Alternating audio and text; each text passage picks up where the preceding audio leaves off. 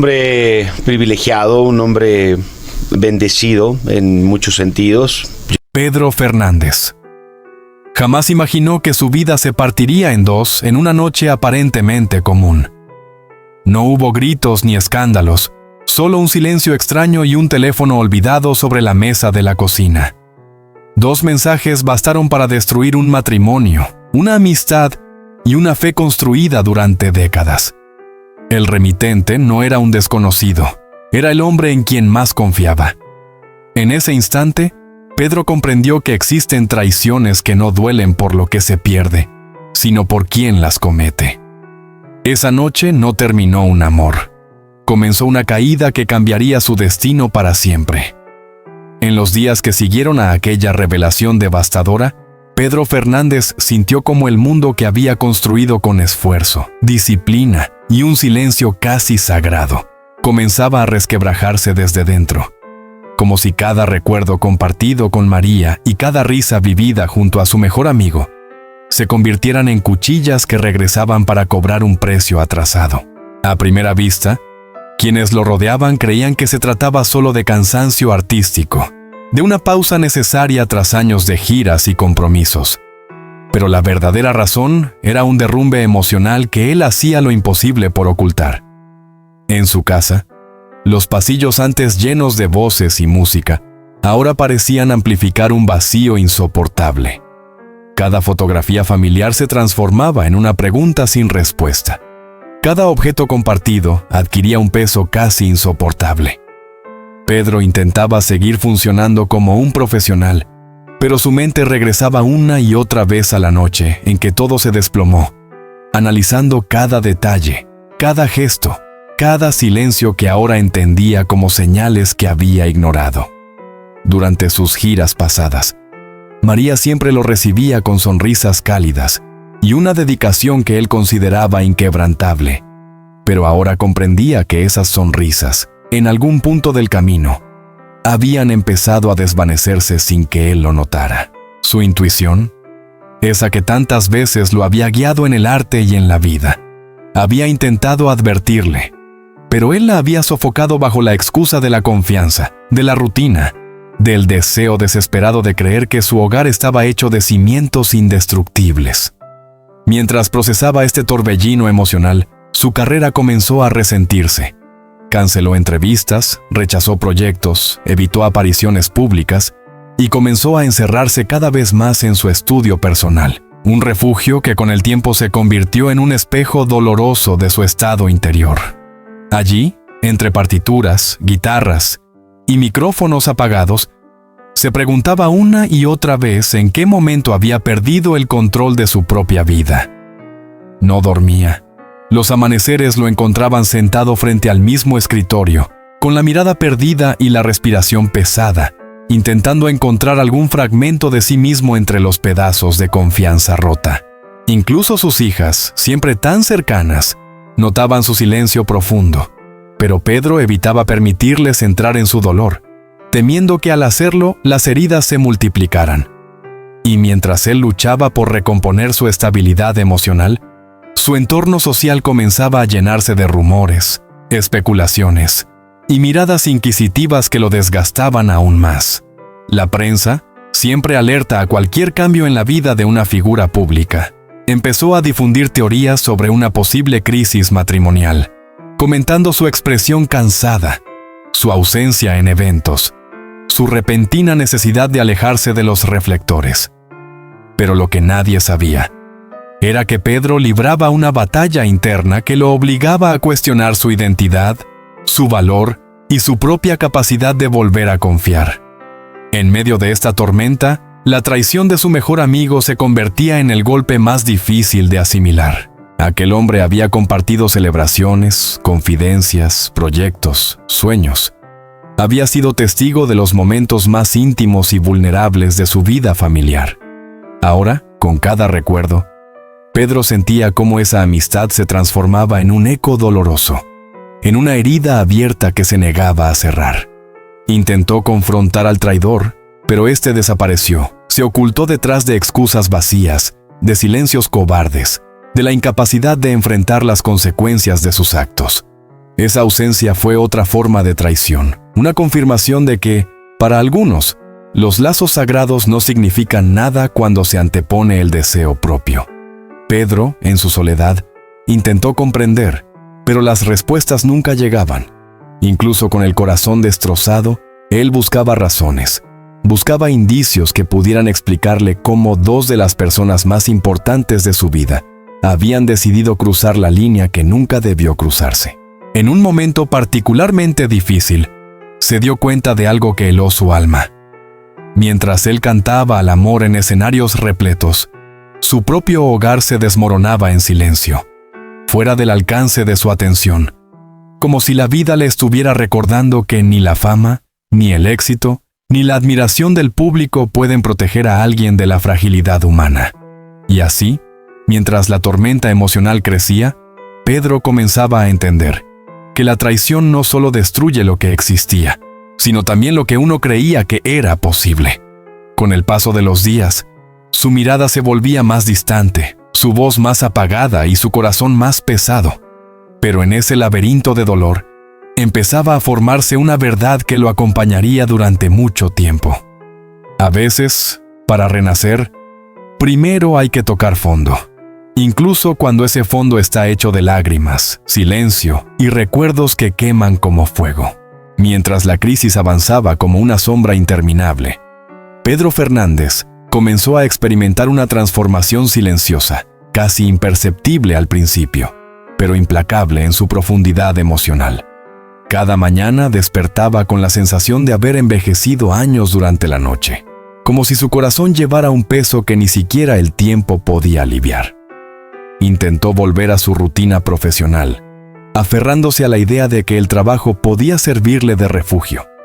Pero incluso en el estudio, rodeado de instrumentos que antes eran su vida, se sentía extranjero, desconectado, incapaz de encontrar la voz que siempre lo había definido. Sus compañeros notaron el cambio. El hombre que antes llenaba cada ensayo con energía, ahora llegaba en silencio, sin prisa y sin brillo, como si temiera que cualquier nota tocada pudiera reabrir la herida que llevaba por dentro. Intentaba cantar, pero la música le temblaba en el pecho, como un recuerdo que ya no le pertenecía. En los pasillos de los estudios se escuchaban sus suspiros profundos, su caminar lento, la forma en que evitaba las miradas para no tener que dar explicaciones. Y aún así, aunque buscaba esconder su angustia, la verdad se filtraba entre sus gestos, revelando un dolor que no necesitaba palabras. Fue en ese periodo cuando comenzaron a aparecer artículos especulativos en revistas de farándula que hablaban de su misterioso retiro emocional, de una supuesta crisis creativa y hasta de problemas de salud. Pero nadie imaginaba que lo que realmente lo estaba consumiendo era el derrumbe silencioso de su vida personal. Sus amigos más cercanos intentaban acompañarlo, pero Pedro se mantenía distante, incapaz de permitir que alguien más lo viera en ese estado. Se aisló tanto que incluso las personas que lo amaban comenzaron a preocuparse por su bienestar mental, pues había días en los que apenas hablaba. Otros en los que simplemente se sentaba en la oscuridad sin saber cómo avanzar. Fue entonces cuando decidieron intervenir discretamente. Un productor de confianza lo visitó sin previo aviso, encontrándolo sentado en la sala con las luces apagadas, rodeado de papeles, fotografías y silencios que parecían gritar. Aquella escena los enfrentó a una realidad que temían. Pedro estaba atrapado en un dolor que podría destruirlo si no encontraba una salida. El productor, con una voz suave, le recordó quién era, lo que había construido y la fuerza que siempre había demostrado en su carrera. Pero Pedro apenas levantó la mirada y pronunció unas palabras que se quedaron grabadas para siempre. No sé cómo volver a ser yo. Esa frase marcó un antes y un después. A partir de ese momento, quienes lo apreciaban comenzaron a movilizarse para sostenerlo, aunque él insistía en cargar solo el peso de su tragedia. En paralelo, la figura del traidor seguía siendo un fantasma que rondaba su mente. Cada vez que pensaba en su ex mejor amigo, experimentaba una mezcla de rabia, tristeza y desilusión. como si su corazón se resistiera a aceptar que alguien tan cercano pudiera ser capaz de destruir algo tan sagrado. Ese hombre, en vez de enfrentar la situación, había optado por exiliarse socialmente, evitando cualquier contacto con Pedro, con la prensa y con la verdad misma. Para muchos, eso era señal de culpa. Para Pedro, era un recordatorio doloroso de lo barato que había sido su valor para personas que él había considerado familia. Pero en medio de este caos emocional, hubo un instante decisivo. Una tarde, al revisar un viejo cuaderno de notas musicales, encontró una frase escrita muchos años atrás, durante los primeros meses de su matrimonio. La frase decía: "El amor verdadero se protege incluso en silencio". Ese descubrimiento lo golpeó profundamente. Por un momento, creyó escuchar su yo del pasado hablándole, reclamándole, recordándole quién había sido antes de que la traición lo quebrara. Con el cuaderno entre sus manos, comprendió que había llegado al límite de su sufrimiento. No podía seguir viviendo en ese espiral de dolor, sin encontrar una forma de transformarlo. Aquella tarde, sin saberlo, dio el primer paso hacia un renacimiento que aún estaba lejos, pero que ya había comenzado a tomar forma, silenciosa y persistentemente, en el fondo de su corazón herido. Con ese cuaderno aún entre sus manos y la frase resonando como un eco antiguo, Pedro Fernández inició una transición emocional que no fue rápida ni milagrosa, sino lenta, áspera y llena de retrocesos, como suele ocurrir cuando un corazón intenta reconstruirse desde las cenizas. Los días siguientes fueron un vaivén impredecible. Algunas mañanas despertaba con la determinación de avanzar, y otras, el dolor regresaba con la misma fuerza que la noche de la traición. Sin embargo, algo había cambiado. Por primera vez desde el derrumbe, Pedro comenzó a observar su vida con una distancia nueva, casi analítica, como si necesitara comprender los escombros antes de tomar decisiones.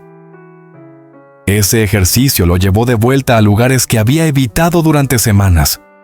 Uno de ellos fue su estudio musical, espacio que había permanecido en silencio demasiado tiempo. Esa tarde, se sentó frente al micrófono apagado y simplemente lo observó. No intentó cantar, no intentó escribir. Solo permaneció allí, respirando, aceptando que ese sería el lugar donde, tarde o temprano, tendría que enfrentarse a sí mismo. Mientras tanto, el mundo exterior seguía presionando. La prensa continuaba alimentando rumores. Los fans enviaban mensajes de preocupación y los programas de televisión debatían su extraño retiro.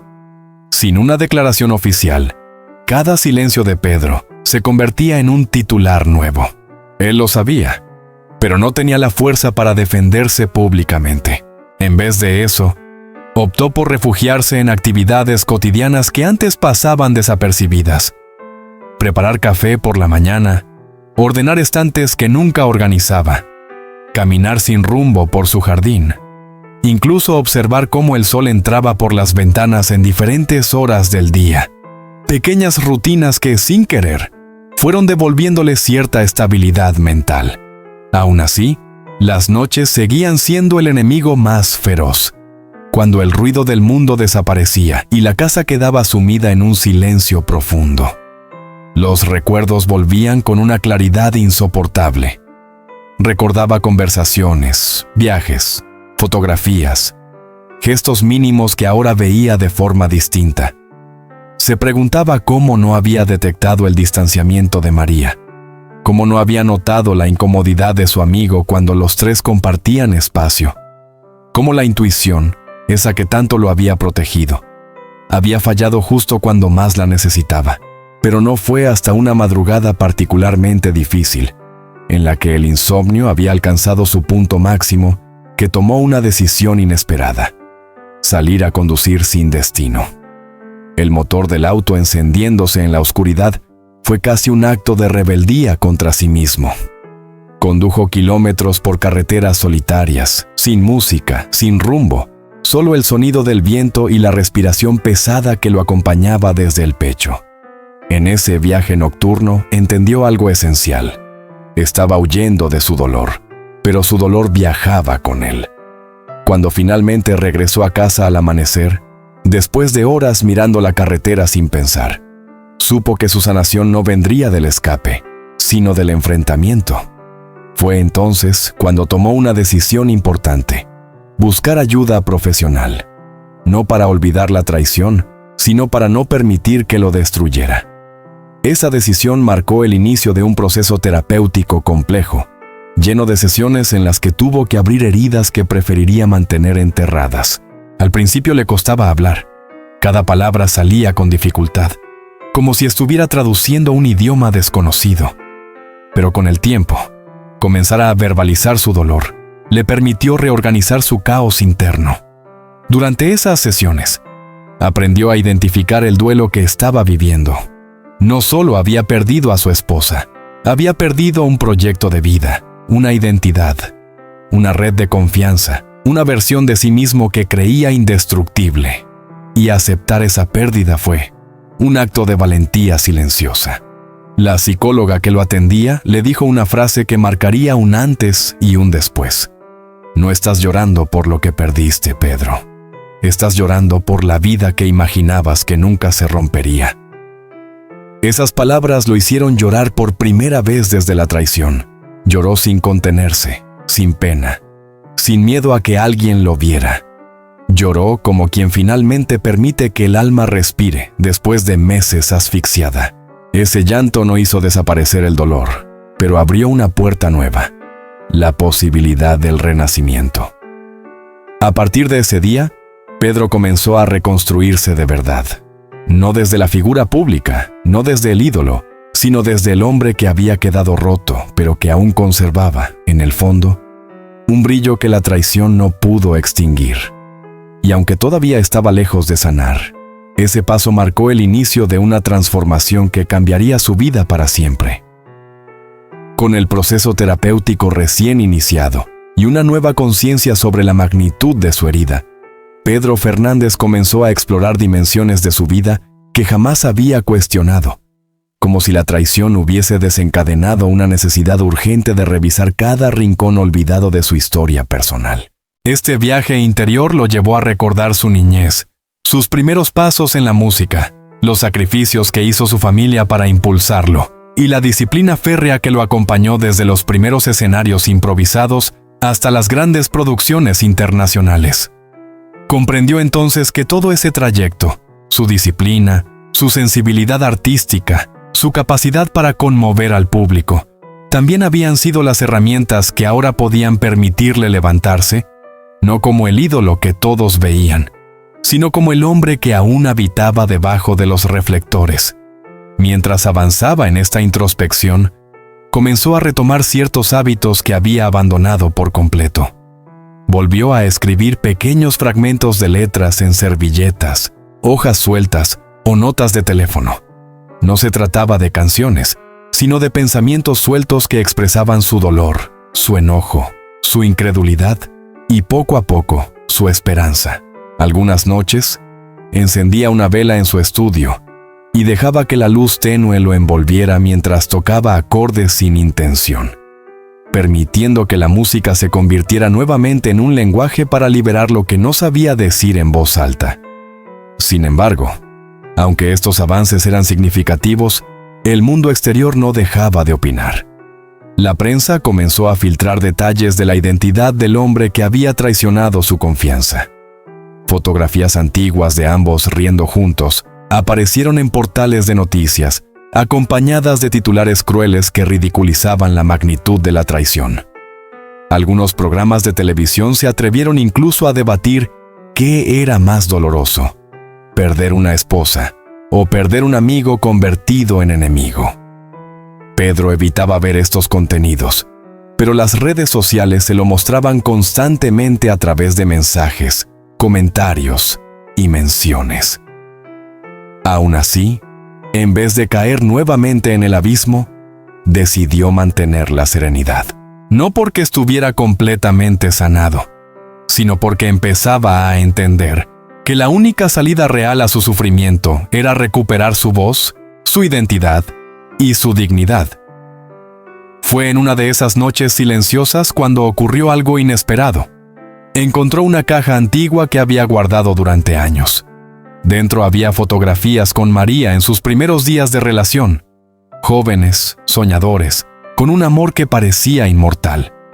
También encontró cartas, dibujos hechos por sus hijas cuando eran pequeñas y, en el fondo, una partitura escrita a mano que él había compuesto muchos años atrás para celebrar un aniversario.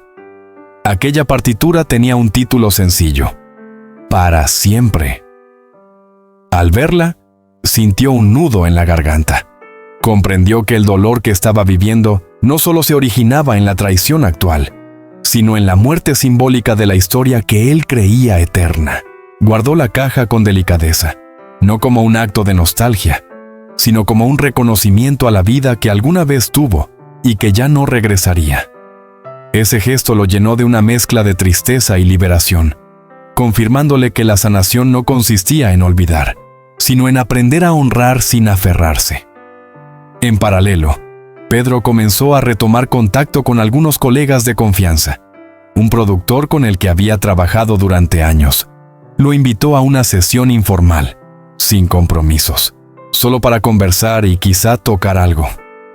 Pedro aceptó con timidez, temiendo que su voz no respondiera, pero una parte de él necesitaba ese reencuentro con su esencia artística.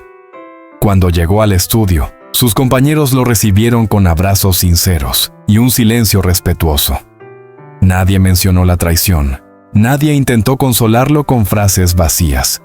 Simplemente estaban allí, presentes, ofreciéndole un espacio seguro. Pedro tomó una guitarra, la sostuvo en sus manos como si fuera un objeto frágil, y después de unos segundos de incertidumbre, rasgueó un acorde simple. El sonido llenó la habitación con una calidez inesperada. Sus ojos se humedecieron, pero no por tristeza, sino por el alivio de descubrir que su música aún vivía, que no había sido destruida por el dolor. Ese día no grabó nada, no compuso nada, pero recuperó algo infinitamente más valioso: la certeza de que su arte seguía intacto, esperando pacientemente a que él regresara. A partir de ese momento, Pedro comenzó a construir una nueva rutina. Dedicaba las mañanas a la terapia, las tardes a breves sesiones musicales y las noches a reencontrarse consigo mismo. Aunque aún quedaba un largo camino por recorrer, por primera vez desde la traición, podía sentir que avanzaba. En el fondo, sabía que pronto llegaría el momento de enfrentarse al público nuevamente. No desde la perfección, sino desde la honestidad más dolorosa. Y cuando ese día llegara, su voz llevaría una verdad que ninguna fama podía comprar. La verdad de un hombre que había sido roto, pero que se negaba a quedarse en pedazos. Con el paso de las semanas, la reconstrucción interior de Pedro Fernández comenzó a tomar una forma más definida, aunque todavía frágil, casi como un edificio sostenido por andamios emocionales que podían tambalearse en cualquier momento.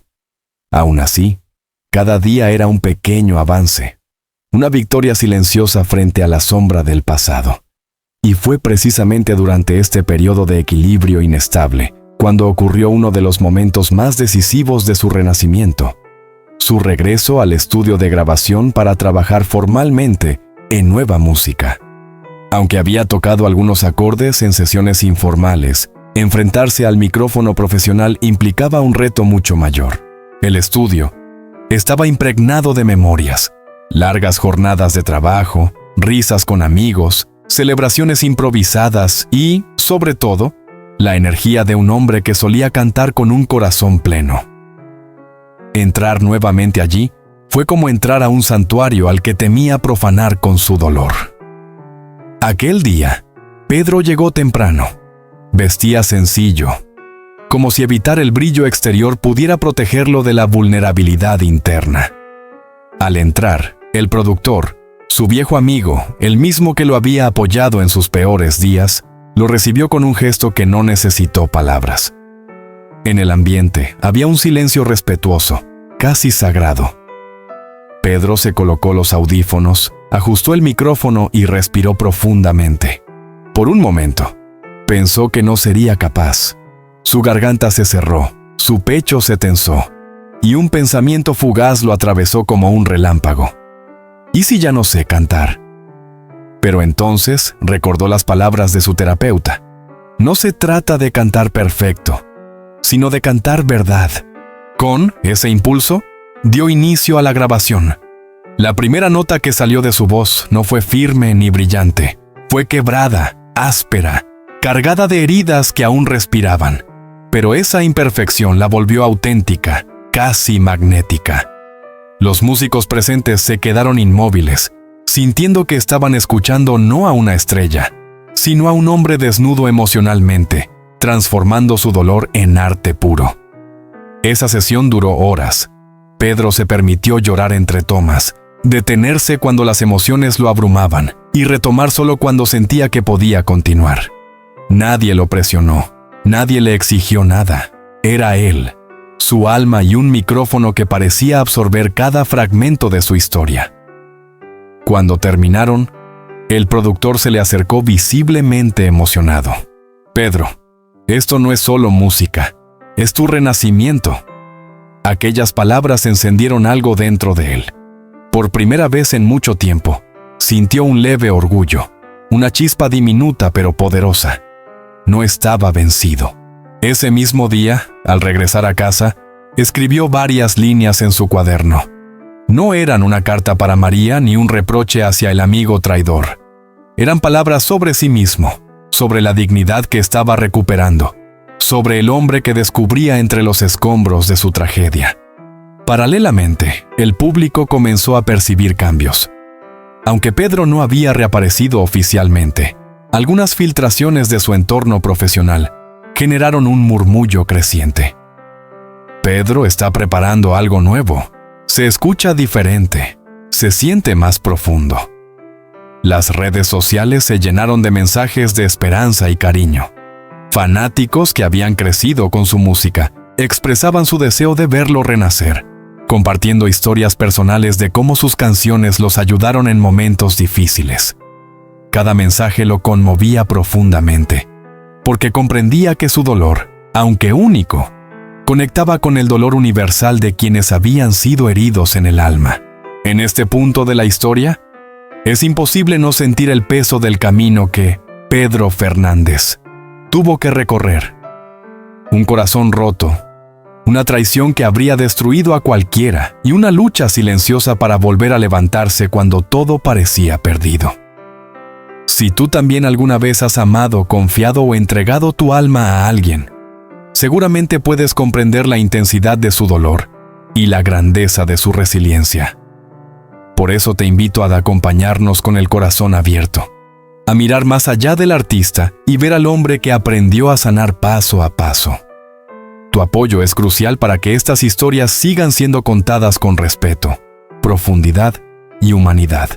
Si esta narración te ha conmovido, si te hizo reflexionar o si simplemente deseas enviarle un abrazo simbólico a Pedro, no olvides dejar tu like, compartir este video y suscribirte al canal. Cada gesto tuyo ayuda a que más personas descubran la verdad detrás de los ídolos y nos impulsa a seguir creando contenido que toca el alma. Gracias por estar aquí, por empatizar y por formar parte de esta comunidad que valora las historias reales y el poder de sanar juntos.